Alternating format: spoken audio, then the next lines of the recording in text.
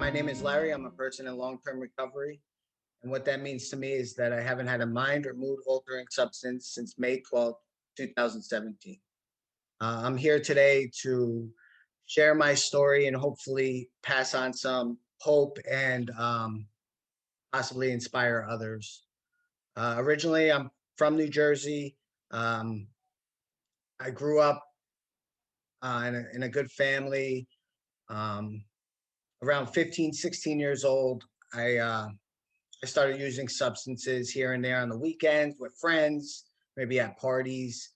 Um, really didn't think much about substance use issues. I I started believing that I can control this. It wasn't really affecting my life too much. Um, and then I started getting into around 2003. I started getting into opiates that I used for about 8 years until up until the time um, around when my father passed. Um, I really didn't know how to control my emotions.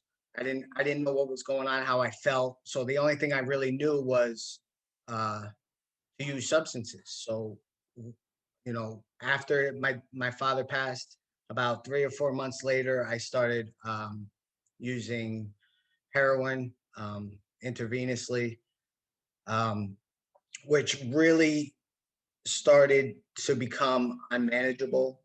I did that for about 3 years. I was losing things. I was losing jobs. I wasn't able to keep friendships.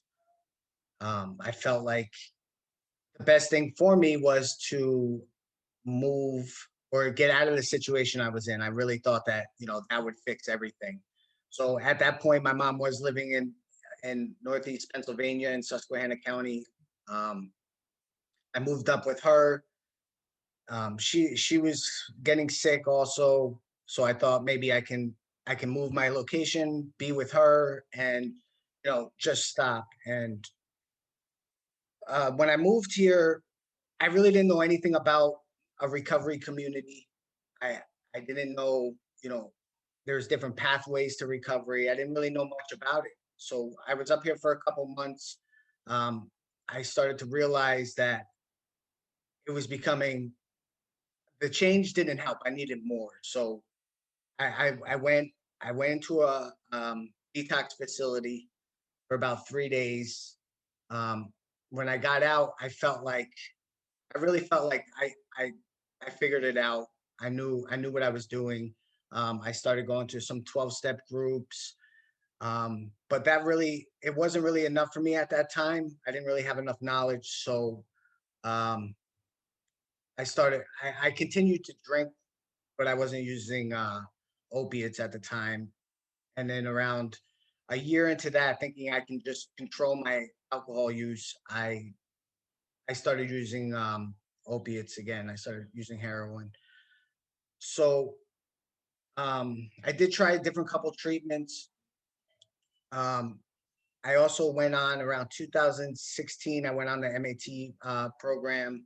I was on Vivitrol, which would block it, and that was working on and off for about until about end of 2016, beginning of 2017, and that's when my mom really started getting sick. And because I was on Vivitrol, I started using other substances too, um, which wouldn't be blocked by the Vivitrol, and really started losing control, really becoming unmanageable, doing things that I really never thought I'd be doing. Um, and in April or in March, my mom passed. And once again, I never dealt with myself. I never dealt with how to cope or learn different tools. So I I didn't know the only thing I knew was to use and to feel numb. So it was about a month or two after my mom passed, I got in a little bit of trouble again. So I remember talking to my counselor um, in the beginning of May, and she asked me, so what do you want to do? Because at this point, I stopped the MAT program. I was using methamphetamine. I was also using heroin again. And I remember sitting in her office and thinking, I was at a crossroads. I had two directions to go. I really didn't feel like I had many options. It was either between, you know, um, staying on the path that I am, or changing my life and being the person that I always thought I would be. So that day, I decided to go into a treatment facility for 28 days. Um, and when I came out, there were some things that happened where it really, like, I felt like I really had a community. I had people on my side. Um, I wind up getting a CRS who showed me different pathways to recovery. Um, I also went to 12-step meetings who those guys really showed, like, there is a community, and they came out and helped with, like, the electric and the running water for free. And it really made me feel like I am part of something. Like, there is something else out there for me. Um, so, what I did was I took people's um, um, suggestions. I Like I said, I stayed in treatment. I went back on the MAT program. I had a CRS. And then I also got into volunteering. I helped advocate for other people as well as myself. Um, I kind of um, take more of a holistic approach now to my recovery, where I work on my body as a whole, my mental, my emotions, my spirituality, as well as, self talk, um, and volunteering at like at centers you know that help people in early recovery. So, um, when I really started becoming a part of the community here, the recovery community, I started feeling like this was something uh, I could do, something that would benefit me, but also I feel that I can help others in the same thing. And an opportunity came up of becoming a certified recovery specialist. And I went to class and I took the opportunity, and I realized once I started getting clean, I can I have more options now. I'm able to make decisions for myself.